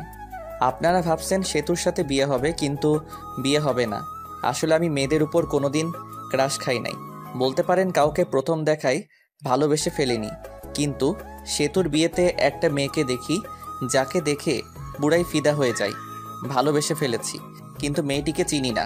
মামার বাড়ির আত্মীয়দের যতগুলো মেয়ে আছে সবগুলোই চিনি, কিন্তু এই মেয়েকে চিনলাম না। অত ভেবে লাভ নাই, শুভ আগে ভাব কিভাবে মেয়েটাকে পটানো যায়। যেভাবে হোক বিয়ের কয়দিনের ভিতর পটাতে হবে, না পটালে হাতছাড়া হয়ে যাবে। যেই ভাবা সেই কাজ। দেখতে পেলাম মেয়েটা একাই বসে আছে। আমি তার কাছে গিয়ে বসলাম। বসে থেকে বুকের বাম পাশে হাত দিয়ে বলতে লাগলাম, উহ, আহ, ইস। আপনার কোনো সমস্যা হয়েছে? ডাক্তারকে ডাক দিতে বলবো? উহ, ওহ, ইস, দেখতেই পারছেন বুকের বাবাসে চিনচিন করছে। ডাক্তারকে ফোন করব? এই ব্যথা ডাক্তার দিয়ে ভালো হবে না। এই ব্যথা ভালো হতে হলে আপনাকে লাগবে গো, আপনাকে। আরে আপনি কি বলেন এসব? আপনি পাগল হয়েছেন নাকি? প্রেমে পড়লে যদি পাগল হতে হয় তাও হব তোমার জন্য। কি বলেন এসব? এই বলে মেয়েটি চলে গেল। আমি ওর চলে যাওয়ার দিকে তাকিয়ে রইলাম, ধ্যান ধরে বসে আছি। তখনই মামা বলল, শুভ এই কাজটা করতো। কাজ করতে চলে গেলাম, কিন্তু ওই মেয়েটির মায়াবী চোখ, এলোমেলো চুল, এত সুন্দর চাহনি, মিষ্টি মিষ্টি হাসি, সব মিলিয়ে পুরাই চোস। ভাবতে লাগলাম নামটা কিভাবে শোনা যায়। বাড়িতে যতগুলো লোক আছে তাদেরকে খাবার দিতে হবে, আর আমার দায়িত্ব হলো টেবিল ঘুরে ঘুরে দেখা। টেবিলের উপর সব কিছু রাখা হবে, সব আত্মীয়দের যা কিছু খাবে সব নিয়ে নিয়ে খাবে, ওইটাই দেখা লাগবো। কোন জায়গায় তরকারি শেষ হলো, পানি শেষ হলো, কারো খাইতে প্রবলেম হইতেছে কিনা। এত কাজ আর বিয়েবাড়ির এত মেয়েদের মাঝে আমার চোখ শুধু ওই মেয়েটিকে খুঁজে। বিয়েবাড়িতে মেয়ে পটানো আর কথা বলার জন্য একেবারে পারফেক্ট জায়গা। অবশেষে সবাইকে খাইতে দেওয়া হলো। অনেকে আসলো, কিন্তু ওই মেয়েটিকে আসতেছে না। কিছুক্ষণ পর সেতুর বড় বোনের সাথে আসলো ওই মেয়েটি। পরে খাবার পরিবেশন করা হলো। আমি আসতেই রিধি আপু যে টেবিলে বসেছে ওই টেবিলে গেলাম। রিধি আপুকে বললাম, একা খাচ্ছ? একলা খাবো কেন? এই যে কত মানুষ আমার আশেপাশে। আচ্ছা, আমাকে সাথে নিয়ে খাইলেও তো হয়। একটা মাংসের টুকরা খাওয়াই দাও। হ্যাঁ কর, খাওয়াই দিতেছি। আপা, এই মেয়েটার নাম কি? কোন মেয়েটা? তোর ডান পাশেরটা। ও, এর নাম হলো আফরিন। এ হলো। আর কিছু শুনতে চাই নাই, নামটা দিয়েই চলবে। আচ্ছা, মেয়েদের নাম শুনে কি করবে? আবার প্রেমে পড়ে গেলে নাকি? আফরিন শুধু সবকিছু শুনতেছে আর অবাক দৃষ্টিতে আমাদের দিকে দেখছে আর খাচ্ছে। কি যে বলো না তুমি! প্রেমে পড়ে কি করবি? ফুপুকে বলে একটা বিয়ে করে ফেল, বয়স তো আর কম হলো না, আর কিছুদিন গেলে বুড়ো হয়ে যাবি, বউ পাবি না। আফরিনের মতো সুন্দর একটা মেয়ে পেলে তো এখনই বিয়ে করে ফেলতাম। আফরিন একটু কাশি দিল, খাক খাক করে। আর নিধি, কি বললি তুই? আর আমি এটা বলে ওখান থেকে চলে আসলাম। বেশিক্ষণ থাকলে প্রবলেম হয়ে যেত। সবার খাবার খাওয়া শেষ হলো, তখন মামা বলল, শুভ তুমি কি কিছু খাইছো? না মামা। তুমি তাহলে নিজের রুমে যাও, খাবার পাঠিয়ে দিতেছি। কিছুক্ষণ পর সেতুর শ্বশুর বাড়ি থেকে লোক আসবে, তখন তো আর খাইতে পারবা না। খাবার খেয়ে ভালো ড্রেস পরে এটা পরিবর্তন করো, গরমে ঘামের কারণে ড্রেসটা নষ্ট হয়ে গেছে। ঠিক আছে মামা। পরে চলে গেলাম নিধি রুমে। গিয়ে দেখি নিধি, আফরিন আরো কয়েকটা মেয়ে বসে থেকে ফোন চাপছে। আমাকে দেখে নিধি বলে উঠল, কেরে বান্দর, এখানে কি করস? আফরিনের দিকে তাকিয়ে থেকে বললাম, তাকে না দেখে আর থাকতে পারলাম না। কাকে রে? বুঝবি না রে। আপনারা হয়তো ভাবছেন নিধির ঘরে খাইতে যেতে বলল কেন। এখানে একটা কারণ হলো, বাড়িতে অনেক আত্মীয়, এখন আমাকে আলাদাভাবে খাওয়াতে হলে আলাদা একটা রুম তো লাগবে, তাই না? তখনই মামা খাবারের প্লেট নিয়ে ঢুকলো আর আমি টেবিলে বসে পড়লাম। মামা নিধিকে দেখতে পেয়ে বলল, তুই শুভকে তুলে তুলে দিস, শুভ তো তুলে নিয়ে খায় না। ওকে চাচ্ছু? সবার সামনে রেখে তরকারির বাটি, ভাতের বাটি আর যা কিছু আয়োজন করছিল সব খাইতে বসছি। তখন ছোট মামি এসে বলল, শুভ, ভাত নেও, তরকারি নাও। এমনকি মামি তুলে দিল। আমিও খাইতে লাগলাম। ছোট মামি চলে গেল, মেজো মামি আসলো, মেজো মামিও এসে তরকারি দিল, ভাত দিল, আমিও নিলাম। পেট ভরে গেছে। মেজো মামি চলে যাওয়ার পর আসলো সেতুর আম্মু, এসে বলল, তরকারি নাও। আমি বললাম নিব না, তবু জোর করে দিল। এদিক দিয়ে তো আমার অবস্থা খারাপ।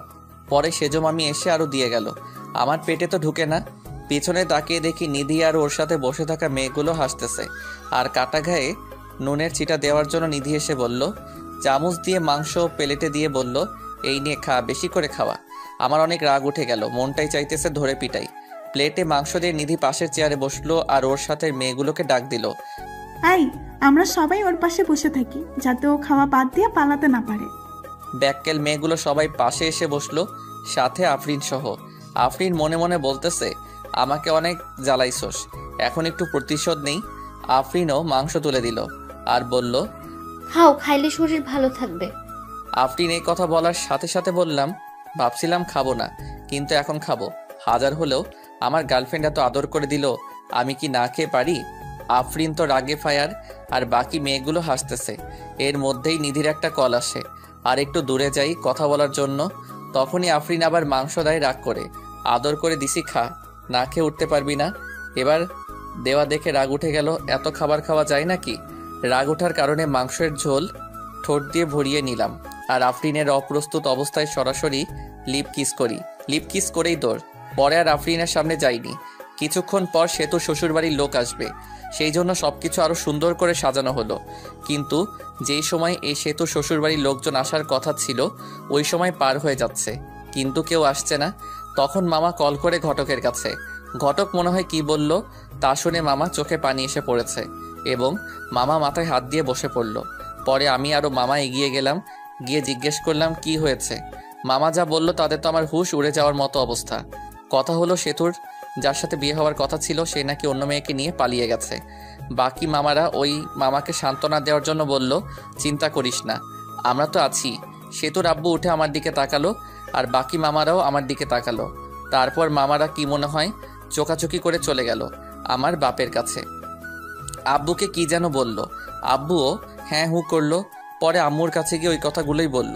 পরে আম্মু আমার কাছে আসলো আর বলল সেতুকে বিয়ে করতে, কিন্তু আম্মু সেতু তো আমাকে পছন্দ করে না। তখনই আমার মামারা এসে পড়লো আর বলতে লাগলো, শুভ না করিও না, বুঝতেই তো পারছো। পরে আমিও রাজি হয়ে গেলাম। বর সেজে গিয়ে মণ্ডপে বসে পড়লাম। বিয়ে পড়ানো শেষ হলো, বর কোণে একসাথে করে মিষ্টি করানো হলো। একটু আর চোখে আফরিনকে দেখলাম, দেখে আফরিন মনটা খারাপ করে আছে। হয়তো আফরিনও ভালোবেসে ফেলেছিল আমাকে। যার কপালে যার নাম লেখা থাকে ঘুরে ফিরে সেই জীবনসঙ্গী হয়। পরে বিদায় নিয়ে চলে আসলাম আমার বাড়ি। আগে ফোন দিয়ে বলা হয়েছে ঘর সাজানোর, তাই ঘর সাজিয়ে রেখেছে। এসে বউ আগে ঢুকানো হলো। কিছুক্ষণ পর আমি গেলাম, দেখি সেতু ঘোমটা দিয়ে বসে আছে। আমি গিয়ে একটু কাশি দিলাম, সেতু বসেই আছে। কোনো সারা শব্দ না পেয়ে আমি গিয়ে সেতুর ঘোমটাটা তুললাম। তখন সেতু বলল, আপনার লজ্জা করে না হাঁটুর বয়সী মামাতো বোনকে বিয়ে করতে? আমি শক খেয়ে গেলাম। যখন প্রেম করতে চেয়েছিলে তখন এই কথাটা কোথায় ছিল? আর তোমাকে বিয়ে করতে চাইনি, তোমার বাপেই বিয়ে করাই দিছে। আচ্ছা বলেন তো, আপনাকে বিয়ে করে লাভটা কি? আর আপনার সাথে থাকা আর কোলবালসের সাথে থাকা একই কথা। আপনি তো কোনোদিন বাবা হতে পারবেন না। আমি কি ইচ্ছে করে এই রোগে আক্রান্ত হয়েছি? আল্লাহ এরকম চাইছে তাই আমি বাবা হইতে পারবো না। কত স্বপ্ন ছিল ডাক্তার বেটাকে বিয়ে করে 2টা বাচ্চা নিব, কত মজা করব, কিন্তু ডাক্তার বেটা অন্য বেটিরে নিয়ে ভাগ্যে গেল। কপাল খারাপ আমার। আমরা একটা বাচ্চা কিনে নিয়ে আসতে পারবো তো, তাই না? পালন নেওয়া বাচ্চা আর নিজের গর্ভধারণ করা বাচ্চার মধ্যে অনেক পার্থক্য। আর আমি আপনার সাথেই তো থাকবো না, কিছুদিন যাক, ডিভোর্স দিয়ে দেব। ডিভোর্সের কথাটা শুনে মনটা খারাপ হয়ে গেল। বাসর রাতে ডিভোর্সের কথা শুনতে হইতেছে। কত স্বপ্ন ছিল এই রাত নিয়ে, কিন্তু স্বপ্নগুলো স্বপ্ন রয়ে গেল। কপাল। বাসর রাতের কথা চিন্তা করতেছি। সেতুর দিকে তাকিয়ে দেখি সেতু ঘুমিয়ে গেছে। আমিও সেতুর পাশে শুয়ে পড়লাম। সকালে সেতুকে জড়িয়ে ধরে ঘুমিয়ে আছি। আমার ঘুম সেতুর আগেই ভাঙছে, কিন্তু উঠি নাই, কারণ সেতুকে জড়িয়ে শুয়ে থাকতে ভালোই লাগছে। তখনই সেতুয়ের ঘুম ভেঙে গেল, আর সেতু নিজেকে ছাড়ানোর চেষ্টা করছে, কিন্তু পারছে না। পরে সেতু এমন একটা কাজ করলো যে কাজটা আমি ভাবতেই পারি নাই।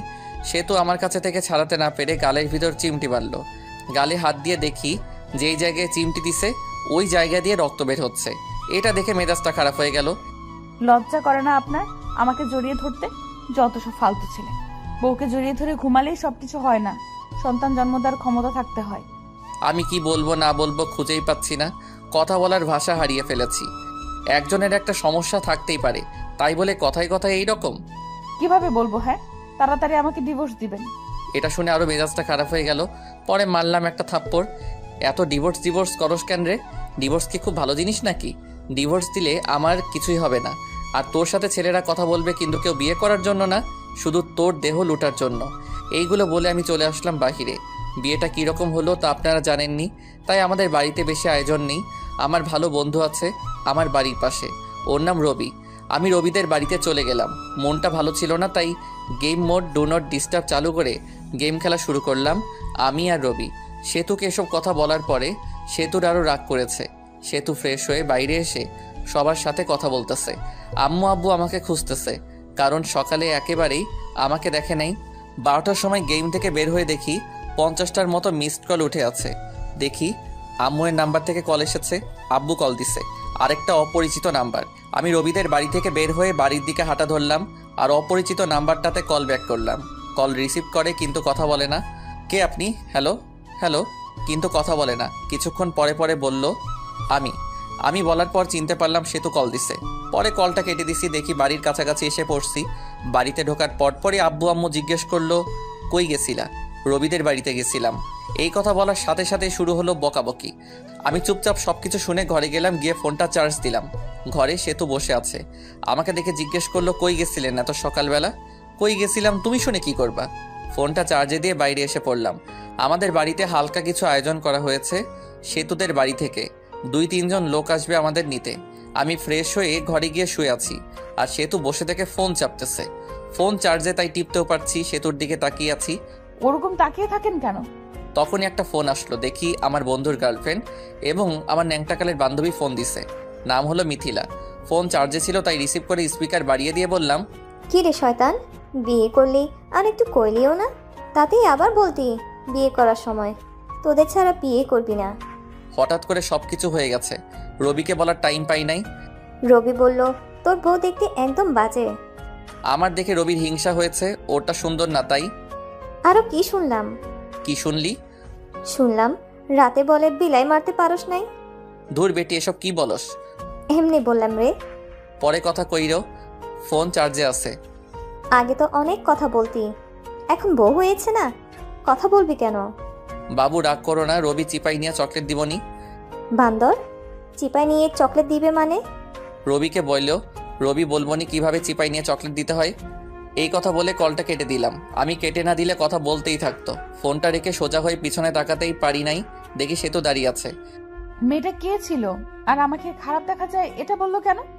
মেয়েটা কে আছে তোমাকে বলবো কেন? আর যাকে দেখতে যেরকম লোকে তো তাকে সেরকম বলবে। তুমি ওকে বাবু বললা কেন? ভালো লাগছে তাই বলছি। আর আপনি থেকে তুমি বলছো কেন? আমি তোমার বড়, সম্মান দিয়ে কথা বলবা। সে তো ঘরে বউ রেখে অন্য মেয়ের সাথে কথা বলতে লজ্জা করে না? লজ্জা করবে কেন? তোমাকে তো ডিভোর্স দিয়ে দিব। এটা শুনে রাগ করে সেতু চলে গেল, আর আমি শুয়ে রইলাম। কিছুক্ষণ পর সেতুর বাড়ি থেকে লোকজন আসলো। খাওয়া দাওয়া করে শ্বশুর বাড়ির দিকে রওনা দিলাম। শ্বশুর বাড়ি যাওয়ার পর সেতুকে জ্বালানোর জন্য।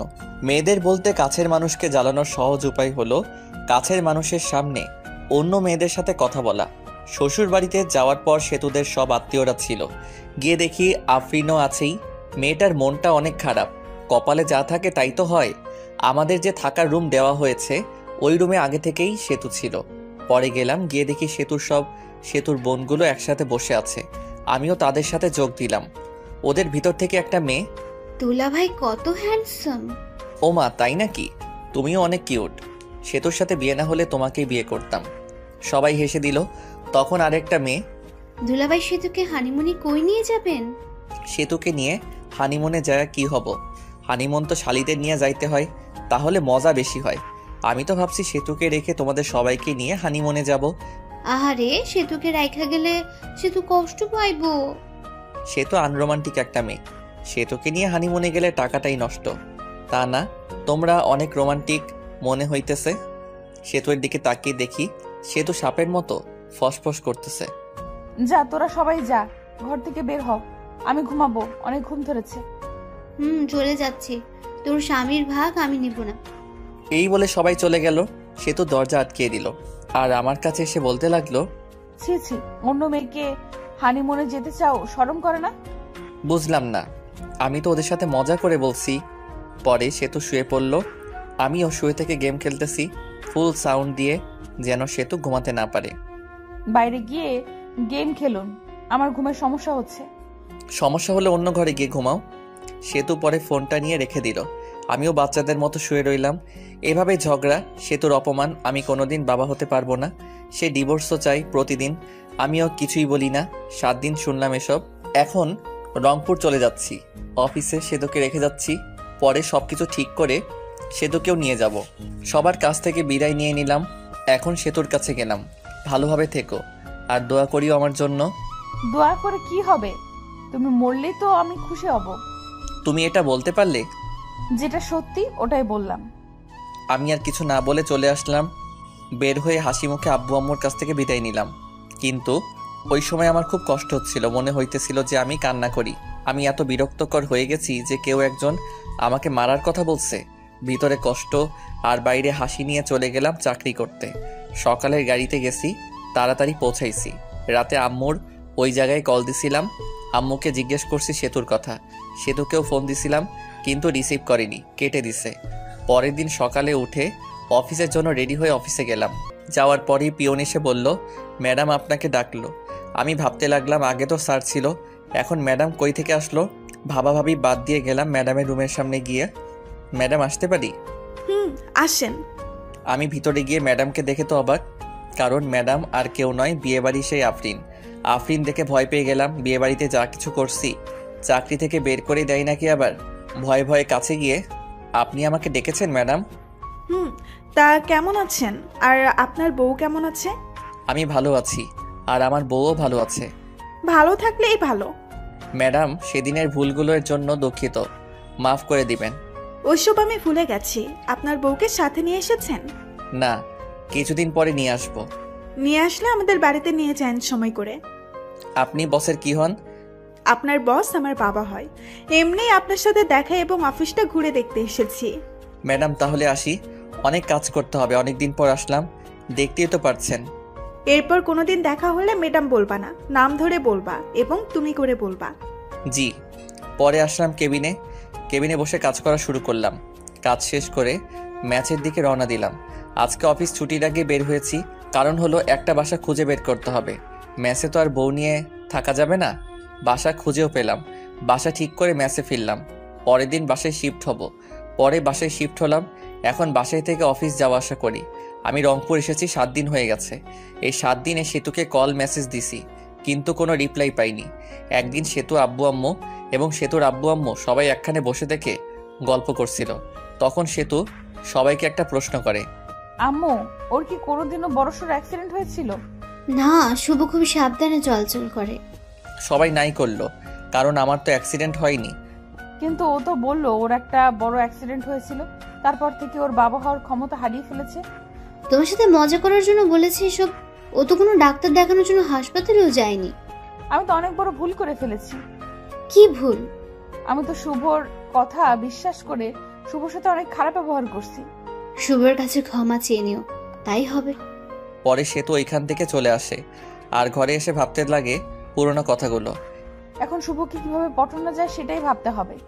শুভকে জানানো যাবে না যে আমি এসব জানি। শুভকে যখন আমি ভালোবাসি এর কথা বলেছিলাম, ও তখন বলেছিল এটা আবেগ। আমি তো কত কিছু বলেছিলাম, তারপর তো আমি কত খারাপ ব্যবহার করলাম। এখন শুভ কি আমায় মেনে নিবে? এখন শুভ ভালোবাসার কথা বললে কি ভাববে? শুভর সাথে তো আমি এই কয়েকদিন কথাও বলিনি, অনেকবার ফোন দিছে, আমি তোর ফোনটাও ধরিনি। পরে তো আবার ফোন দিবেই, তখন কথা বলবো। এখন আমি আর সেতুকে কল দেই না। উকিলের সাথেও কথা বলছি ডিভোর্সের ব্যাপারে। সে যত দ্রুত সম্ভব উকিল কাজটা করে দিতে চাইছে। 7 দিন চলে যায়, তাও সেতুকে একবারই কল দেই না। সেতু আমাকে কল দেয়নি। সেতুর এখন আর ভালো লাগে না। সেতুর শুধু ইচ্ছে হয় শুভের সাথে কথা বলবে। সেতু মিস করে ওই দিনগুলো, যে দিনগুলোতে শুভকে দেখতেই পারে নাই। শুভ কত কিছু বলেছে। যখন সেতুর ফোনটা বেজে ওঠে তখনই সেতুর মনে হয় শুভ মেসেজ দিছে বা কল দিছে, কিন্তু শুভ কোনো মেসেজ বা কল দেয় না। সেতু শুভকে কল দিতে চায়, কিন্তু কোনো একটা কিছু কারণে শুভকে মেসেজ বা কল দিতে পারে না। এখন আর শুভের সেতুর কথা মনে পড়ে না। শুভের প্রথম অনেক কষ্ট হয়েছে, আর নিজেই নিজেকে দোষ দেয়। সেতুকে মিথ্যা কথা বলাটা ঠিক হয়নি। এদিকে সেতু সবসময় মন মরা হয়ে বসে থাকে, কারোর সাথে বেশি কথা বলে না, শুধু শুভের কথা ভাবে। শুভের সাথে কথা মন চায় কিন্তু পারে না। ধৈর্য ধরে থাকে শুভ তাকে ফোন দিবে, কিন্তু শুভের নাম্বার থেকে কল আসে না। 1 মাস হয়ে গেছে, কিন্তু শুভ আর সেতুর মাঝে কথা হয় না। সেতু আর থাকতে না পেরে শুভকে কল দেয় রাতে, তাও আবার 12টার সময়, যে সময় শুভ ঘুমে মগ্ন হয়ে আছে। প্রথমবার ফোন ঢোকার পর ফোন রিসিভ করলো, কারণ শুভ তো ঘুম ভাঙেনি। পরের বার কল দিতেই শুভের ঘুম চোখে দেখে একটা কল এসেছে। নাম্বার না দেখেই কলটা রিসিভ করে বলে, হ্যালো, কে? আমিটা কে? আমাকে চিনতে পারোনি? আমি সেতু। আরে বোন, কোন সেতু? আর এত রাতে ঘুমে ডিস্টার্বের জন্য কল করছো কেন? আমি তোমার বউ সেতু। বউ কথাটা শুনে শুভ নাম্বারটা ভালোভাবে দেখলো। সেতুই কল দিছে। পরে ভাবতে লাগলো, আব্বু আম্মুর কোনো কিছু হলো নাকি এত রাতে ফোন দিছে সেতু? আব্বু আম্মুর কিছু হয়েছে নাকি ফোন দিচ্ছে? আব্বু আম্মুর কিছুই হয়নি, কথা বলার জন্য ফোন দিছি। ফাইজলামি রাখো। বিএফ লগে ভাইগা গেছো নাকি আবার এখন প্রবলেম হয়েছে দেখে ফোন দিছো? আচ্ছা, কোনো কিছু ভেবো না, সরাসরি আমার এখানে চলে আসো, আমি সবাইকে ম্যানেজ করে নিব। ঘরে স্বামী থাকতে অন্য পুরুষের সাথে পালিয়ে যাব কেন? স্বামী তো শুধু কাগজে কলমে। আচ্ছা বাদ, কালকে অফিসে যেতে হবে বাই। আর এত রাতে কোনোদিন কল দিবা না, যত সব ফালতু। এটা বলে ফোনটা কেটে দেই আর বন্ধ করে রেখে ঘুমিয়ে পড়ে। এদিকে সেতুর মনটা আরো খারাপ হয়ে যায়। আমি কি এতটাই খারাপ ব্যবহার করেছি যে শুভ ভেবে নিতেছে আমার বয়ফ্রেন্ড আছে? ছি, নিজেকে নিজের উপর ঘৃণা হচ্ছে। আর কিভাবে শুভ আগে মেসেজ দিত, কেমন আছো, কি করো, কথা বলার জন্য ফোন দিত, আর এখন কথাই বললো না, ঘুরে ফিরে আমাকে অপমান করলো। সারা রাত না ঘুমিয়ে পার করে রাত, আর ডিসিশন নেই শুভের এখানে চলে আসবে, কারণ শুভ বলেছিল বাসা ভাড়া নিচ্ছে, আর যেতেও বলেছিল আমাকে। সকালে উঠে আব্বুর কাছে গিয়ে বলে, আব্বু আমাকে শুভর বাসায় রাইখা আসেন, আমি যাব, এটা ওকে বলবেন না। আব্বু মেনে নেয়, আর বিকেলের গাড়িতে তারা রওনা দেয়। আমার এখানে এসে আব্বুর দরজায় কলিং বেল চাপ দিই। শুভ তখন ভাবতে থাকে এই সময় আবার কে আসলো। অলসতা নিয়ে দরজা খুলতে যায়, দরজা খুললে তো অবাক শুভ। শুভ তখন আব্বুকে বলে, তোমরা আসবা, বলবা না আসলে স্ট্যান্ডে আগায় যেতাম। সেতু বললো তোকে সারপ্রাইজ দেবে, তাই না জানিয়ে চলে আসলাম। আচ্ছা বসো, তোমাদের খাবারের ব্যবস্থা করি। শুভ সেতুর সাথে কোনো কথাই বলে নাই। একবার তাকিয়ে দেখেছিল সেতু অনেক শুকনা হয়ে গেছে। মনে হলো অনেকদিন ধরে খাবার ঠিকমতো খায় না আর ঘুমায়ও না। সেতুকে দেখেও না দেখার ভান করলো। সেতু আমার দিকে অসহায়ের মতো তাকিয়ে আছে। সেতুর দিকে লক্ষ্য না করে আমি খাবার কিনতে গেলাম। অবশ্য নিজেই রান্না করে খাই। আজকে শরীরটা ভালো ছিল না, তাই রান্না করিনি। হোটেল থেকে খাবার এনে আমি আব্বু সেতু খাইতে বসছি। তুমি কি প্রতিদিন বাজারের কেনা খাবার খাও নাকি? না আব্বু, রান্না করেই খাই। আজকে ভালো লাগছিল না, তাই রান্না করিনি। তোমরা আসবে জানলে রান্না করতাম। আরে ভাই, আমি সব কিছুই রান্না করতে পারি। এই সব কিছু রান্না আমার মা আমাকে শিখাইছে। খাবার খেয়ে আব্বুকে রুমে দেখিয়ে দিলাম, আর আমি আমার রুমে চলে আসলাম। সেতু আগে থেকে আমার রুমে গিয়ে বসে আছে। আমার রুমটা অনেক সুন্দর করে সাজিয়ে রেখেছি। রুমটা এমনভাবে সাজিয়েছি যেটা লিখে প্রকাশ করতে পারছি না। ঘরে গিয়ে দেখি সেতু বিছানায় শুয়ে কার সাথে যেন কথা বলছে। কথা বলা দেখে জিজ্ঞেস করলাম, বিএফের সাথে কথা বলো নাকি? তখন সেতু ফোনটা রেখে, আচ্ছা তোমার সমস্যাটা কি বলো তো? সেদিন এই বিএফ এর কথা আবার আজকেও বলতেছো বিএফ এর কথা। আমি অতটাও খারাপ না যে ঘরে স্বামী রেখে অন্য ছেলের সাথে প্রেম করব। পরবর্তীতে এরকম কথা বলবেন না। স্বামী তো শুধু কাগজে কলমে, কিছুদিন পর তো ডিভোর্স হয়ে যাবে। ডিভোর্সের পর পটাতে হবে, তাতে সময় লাগবে। ডিভোর্সের পর যেন তাড়াতাড়ি বিয়ে করতে পারো সেই জন্য হয়তো আগেই পটিয়ে রাখছো। আর হ্যাঁ, তোমার জন্য একটা খুশির খবর আছে। আমি উকিলের সাথে কথা বলছি, কিছুদিন পরই ডিভোর্স পেপার দিয়ে দিবে। তখন আর আমার মুখ দেখতে হবে না। ডিভোর্সের কথা শুনে সেতুর মুখটা শুকিয়ে গেছে, আর সেতুর চোখের জল এসে পড়েছে। ওদিকে লক্ষ্য না রেখে বললাম, শুয়ে পড়ো, রাত অনেক হয়েছে। সেতু চুপচাপ অন্যদিকে হয়ে শুয়ে পড়ল। আমিও কোলবালিশটা জড়িয়ে ধরে ঘুমিয়ে পড়লাম। সকালে ঘুম থেকে উঠে দেখি সেতু আমাকে জড়িয়ে ধরে ঘুমিয়ে আছে। জড়িয়ে ধরে আছে দেখে সেতুকে ধমক দিয়ে বললাম, আমাকে জড়িয়ে ধরে আছো কেন?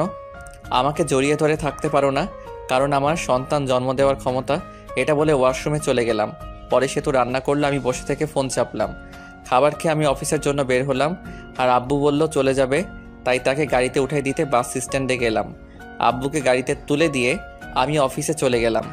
অফিসে যাইতে দেরি হয়েছে। অফিসে গিয়ে ডেস্কে গিয়ে বসতে বসতে পিয়ন এসে বলে গেল, ম্যাডাম যাইতে বলছে। ম্যাডাম অনেক দিন পর আসলো। পরে গেলাম, জিয়ে নাম ধরে ডাক দিলাম, আফরিন কেমন আছো? ভালো, তুমি কেমন আছো? আর অফিসে আসতে দেরি করলা যে? আব্বু সেতুকে ডাকতে এসেছিল, আমি আব্বুকে গাড়িতে তুলে দিয়ে আসলাম, সেই জন্য দেরি হলো। ও, তোমার বউ এসেছে? কালকে আমার জন্মদিন, সেই জন্যই আসছিলাম তোমাকে দাওয়াত দিতে। সো সেতুকে নিয়ে চলে যাবা। আমাদের বাড়িতে না গেলে কিন্তু আমি কেক কাটবো না বলে দিলাম। আরে তোমার জন্মদিনে আমি না যাই, আমি তো আগেই যাব।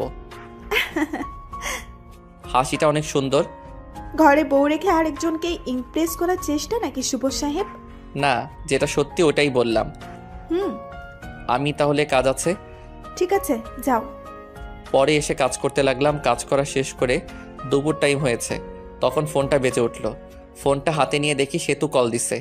রিসিভ করার ইচ্ছা না থাকা সত্ত্বেও কলটা রিসিভ করলাম। হ্যালো, কে? আমি। ফোন দিছো কেন? দুপুরে খাবার খাইছো? খাইলেই কি আর না খাইলেই কি? আমার অনেক কিছু। তোমার সাথে কথা বলার সময় নাই। এটা বলে ফোনটা কেটে দিলাম। আপনারা ভাবছেন সেতুর সাথে এরকমভাবে কথা বলছি কেন? সেতু যেদিন আমাকে মরে যাওয়ার কথা বলেছে, সেদিন থেকে সেতু আমার মন থেকে উঠে গেছে। মনে থেকে একবার উঠে গেলে ওই মনে ওই মানুষটিকে বসানো যায় না। দুপুরের খাবার খেয়ে আবার কাজ করা শুরু করলাম। কাজ শেষ করে বাড়িতে গেলাম। যাওয়ার পর সেতুকে বললাম, আমি কিছু কেনাকাটা করে যাব, তোমার কি কিছু লাগবে? আমি একটা নতুন ড্রেস কিনবো।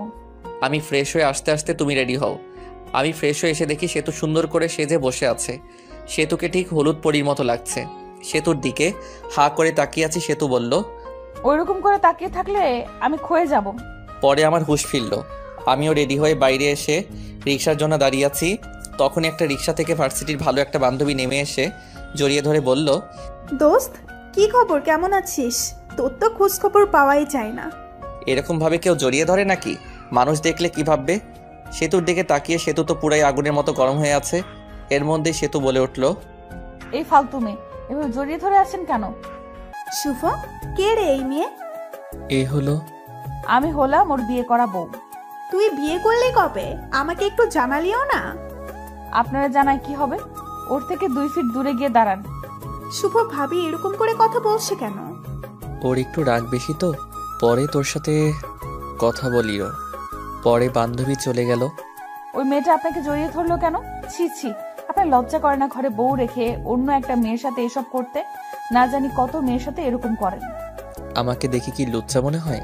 হ্যাঁ, এর কোনো মেয়ের সাথে কি করি আর কি না করি সেটা আমার একান্ত ব্যাপার। এখন আর তোমার একান্ত ব্যাপার নাই, কারণ তোমার বউ আছে, আর বউটা হলাম আমি। তুমি তো আমাকে স্বামী হিসেবে মানোই না। কিছুক্ষণ চুপ থাকলো সেতু।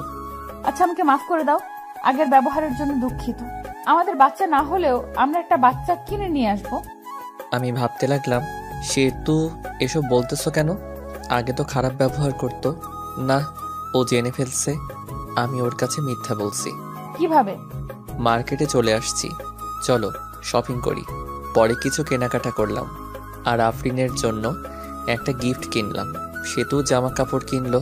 কিনে বাসায় এসে আমাদের রাখা জিনিসগুলো রেখে সরাসরি চলে গেলাম আফরিনদের বাড়ি। গিয়ে দেখি অনেক সুন্দর করে সাজানো। যদিও জন্মদিন পালন করার আমি পছন্দ করি না। আমরা বাড়ির ভেতরে ঢুকতে আঙ্কেল আন্টি আফরিন আমাদের দেখে খুশি হয়ে গেছে। সেতুকে দেখে আরও বেশি খুশি হয়েছে। সেতু আফরিনের সাথে চলে গেল আর আমি একা একা বসে আছি, কারণ আমার পরিচিত কেউ নাই। বসে থেকে গল্প লিখতেছিলাম। অবসর সময় পেলে গল্প লিখি। তখনই একটা মেয়ে এসে বলল, আপনি শুভ ভাইয়া না? আমি শুভ। আপনাকে চিনতে পারলাম না। আমি আপনার একজন গল্প পাঠক, আপনার সাথে অনেক কথা হয়েছে মেসেজে। মনে মনে আমি তো অনেক মেয়ের সাথেই কথা বলি, এটা আবার কে? আপনার গল্পগুলো অনেক সুন্দর, আমি তো আপনার প্রেমে পড়ে গেছি। আমার প্রেমে মানে? আসলে আপনার গল্পের প্রেমে পড়ে গেছি। এখন তো তুমি পিচ্চি মামাতো বোন গল্প লিখতেছো, এই গল্পটাও অনেক সুন্দর। শুক্রিয়া। আপনার সাথে একটা সেলফি তুলি? আমি কি কোনো ভিআইপি ব্যক্তি নাকি যে সেলফি তুলতে হবে? তুলতে হবে। মেয়েটি যেই সেলফি তুলতে এলো তখনই সেতু এসে ওই মেয়েকে একটা ধাক্কা দিয়ে ফেলে দেয় আর বলে, এই তোমার সমস্যা কি? হ্যাঁ, এতক্ষণ কথা বলছো, ভালো কথা, তাই বলে শরীরের উপর এসে এভাবে সেলফি তুলতে হবে? ভাইয়া কে উনি? পিচ্ছি মামাতো বোন আমার বউ। আপনি লিখেছিলেন সেতু আপনাকে দেখতে পায় না আর ভালোবাসে না। ভালো না বাসলে তো এরকম রিঅ্যাক্ট করতো না। এখন হয়তো ভালোবাসে। মেয়েটি চলে গেল। আমি চলে গেছি আর অন্য মেয়ের সাথে টাঙ্কি মারা শুরু করছো। এখন থেকে আমার সাথে বসে থাকবা। রাত 11টার সময় আমি সেতু, আফরিন আর আফরিন কিছু বন্ধু বান্ধবী বসে থেকে মজা করছি। হ্যালো ফ্রেন্ডস, তোমাদের একটা কথা বলবো। তোমাদেরকে বলেছিলাম আমি কারো প্রেমে পড়েছি, কিন্তু নামটা বলি নাই। আজকে নামটা আমি বলবো। তাকে আমি প্রথম দেখেই ভালোবেসে ফেলেছিলাম। শুভ, সেতু, আমার এখানে আসো তো একটু। আমি আর সেতু গেলাম তখন। আমি শুভ, এই যে একে দেখছো, একে দেখে ভালোবেসে ফেলেছিলাম, কিন্তু ভালোবাসাটা মনে রয়ে গেছে। কারণ এই যে মেয়েটা সেতু, সেতু হলো শুভের বউ। আমার মনে ভালোবাসা মনেই রয়ে গেল। ভালোবাসা মানুষকে আপন পেলাম না। সেতু, বেস্ট অফ লাক, তোমাদের সংসার সুখের হোক। শুভরাত্রি। এটা বলে আমি আফরিন ঢুলতে ঢুলতে চলে গেল। অনেক ড্রিঙ্ক করেছে হয়তো। ওর কথাগুলো নিজের উপর নিজেরই অনেক রাগ উঠে গেল। শালার কেন যে ওইসব করতে গেলাম। চলো বাড়িতে চলে যাব। পরে আমরাও চলে আসি আর ভাবতে লাগি, সেতু কি সত্যিই আমাকে ভালোবাসে? যদি ভালো না বাসতো তাহলে তো মেয়েদের সাথে কথা বলার সময় জেলাসি ফিল করতো না। ভাবতে ভাবতে বাসায় চলে আসি। পরের দিন অফিস বন্ধ ছিল। আমার মাথায় একটা কথা ঘুরপাক খাচ্ছে, সেতু কি সত্যি ভালোবাসে আমাকে? পরের দিন অফিস বন্ধ থাকায় সেতু বলে, চলো একটু ঘুরে আসি। তুমি তো আমাকে নিয়ে একটু ঘুরতে যাও না? আমিও রাজি হয়ে যাই, ঘুরতে যাই। সেতুর সাথে ঘুরতে ভালোই লাগছিল। সেতুকে ফুচকা খাওয়াই দিছি। আরও অনেক অনেক রোমান্টিকভাবে দিনটা পার করলাম। 2 দিন কেটে গিয়েছে, কিন্তু সেতুর সাথে খারাপ ব্যবহার করিনি, বরং রোমান্টিকভাবে দিনগুলো পার করছি। হঠাৎ করে একদিন অফিস থেকে তাড়াতাড়ি চলে আসি, কারণ বাড়িতে এসে ফ্রেশ হয়ে আবার কোম্পানির কাজের জন্য বাইরে যাব। দরজায় এসে ধাক্কা দিতেই দরজা খুলে গেল। ঘরে ঢুকে দেখি সেতু মনে হয় কারো সাথে কথা বলছে। মিষ্টি মিষ্টি হেসে কথা শোনার জন্য কোনো রকম শব্দ না করে ওর কাছে গেলাম। জানিস, শুভ তো মনে হয় আমাকে মেনে নিয়েছে। শুভ জানে না যে আমি ওর মিথ্যা কথা ধরে ফেলেছি। আমি জানি ওর কোনো সমস্যা নেই। আমি এই কথা শুনে বুঝতে পারলাম ও সবকিছু জেনে ফেলেছে যে আমি সন্তান জন্ম দিতে পারবো না। এটা মিথ্যা কথা। আমি নতুন একটা আইডিয়া বের করলাম, কারণ সে তো আমাকে এখনো ফুলফিলভাবে ভালোবাসেনি। কোনো শব্দ না করে একটু পিছিয়ে এসে সেতুকে ডাক দিলাম। সেতু ফোনটা কেটে দিয়ে আমাকে জিজ্ঞেস করলো, তুমি এত তাড়াতাড়ি আসছো? আসাতে সমস্যা হয়েছে? না, সমস্যা হবে কেন? আমি আরো খুশি হয়েছি তোমার সাথে বেশি সময় কাটাতে পারবো। এসব বলতে বলতে সেতু এসে আমাকে জড়িয়ে ধরলো। জড়িয়ে ধরে ঠোঁটে একটা শুকনা চুমু দিল। আমি সেতুকে ছাড়িয়ে ফ্রেশ হতে চলে গেলাম। ফ্রেশ হয়ে এসে দেখি সেতু টেবিলে খাবার সাজিয়ে রেখেছে। খাইতে বসলাম। সেতুকে বললাম, তুমি খাইছো? না। চলো একসাথে খাই। নিজের হাত দিয়ে খাইতে ইচ্ছে করছে না। আসো আমি খাওয়াই দেই। সেতু খুশি হয়ে গেল। খাবার খেতে সেতুকে জিজ্ঞেস করলাম, আচ্ছা সেতু, তুমি তো এখন সত্যিই ভালোবাসো আমাকে, তাই না? অনেক ভালোবাসি।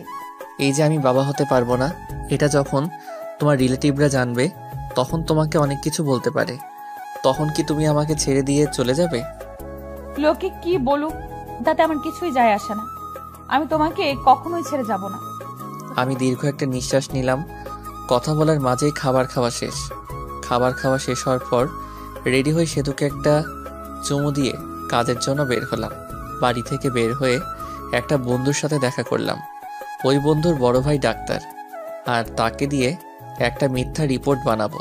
পরে ওই বন্ধুকে সবকিছু খুলে বলি, আর বলি তোর ভাবির ভালোবাসা পরীক্ষা করার জন্য একটা ফেক রিপোর্ট বের করতে হবে। রিপোর্টটা হলো আমি যে বাবা হতে পারবো না এটার রিপোর্ট। বন্ধু প্রথমে রাজি হয়নি, পরে অনেক জোরাজোরিতে রাজি হয়েছে। পরে সব কিছুই বুঝিয়ে দিয়ে চলে গেলাম আমার কাছে।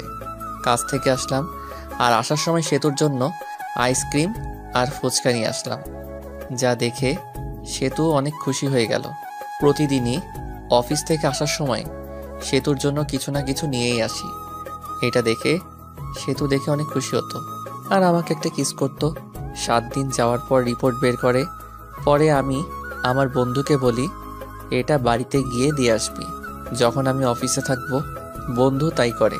আমি অফিসে থাকাকালীন বন্ধু আমার বাড়িতে যায় আর রিপোর্টটা দেয়, আর সেতু রিপোর্টটা নিয়ে পড়তে থাকে। পড়ে দেখে শুভ কোনোদিন বাবা হতে পারবে না। ওখানে এসব লেখা আছে, আর কারণও লেখা আছে। সেতুর মনটা তখন খারাপ হয়ে যায়। কি করবে সে বুঝতে পারে না। শুভের সাথে করবে না করবে কিছুই বুঝতে পারে না। শুভর সাথে থাকার সময়গুলোর কথা ভাবতে থাকে।